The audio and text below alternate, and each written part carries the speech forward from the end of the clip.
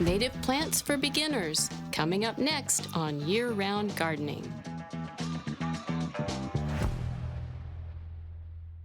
You may have heard the buzz about gardening with native plants, as it's becoming increasingly popular these days. Let's talk about the how-to and why-to of gardening with native plants.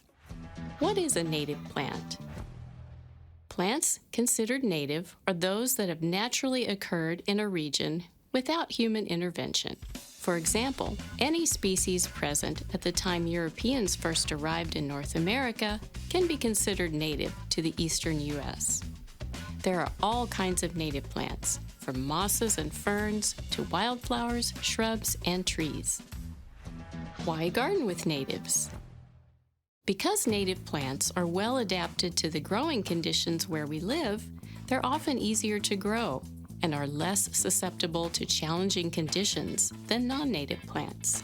They also don't require high levels of fertilizers or pesticides, making them a budget-friendly option. Their deep and varied root systems offer superior erosion control and drought tolerance, and once they're established, don't usually require watering. In addition, pollinators and birds have co-evolved with native plants and have become dependent upon them as food or host plants.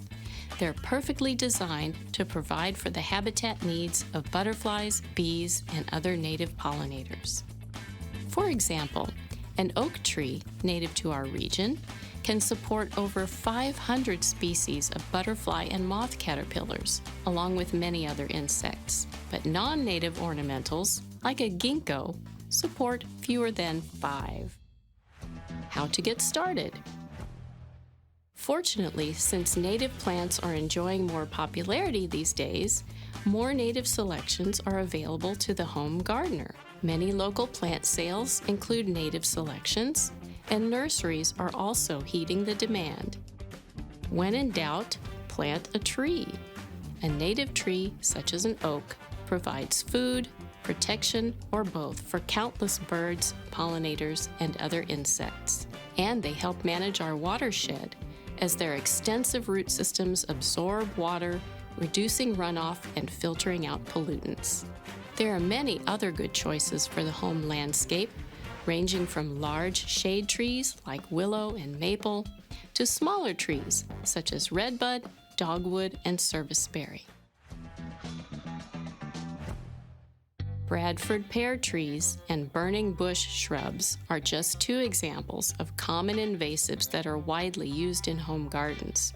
Some of these non-native plants spread aggressively, pushing out natives in our forests and natural areas and disturbing the balance of our ecosystem.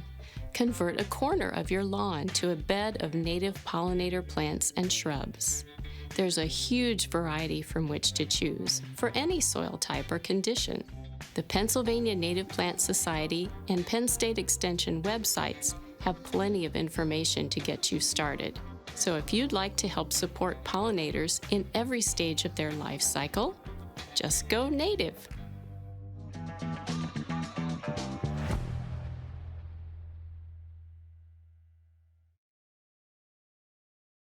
Videos like this are made possible by support from viewers like you. If you enjoyed this video, visit WPSU.org to become a member today and help us create more content like this.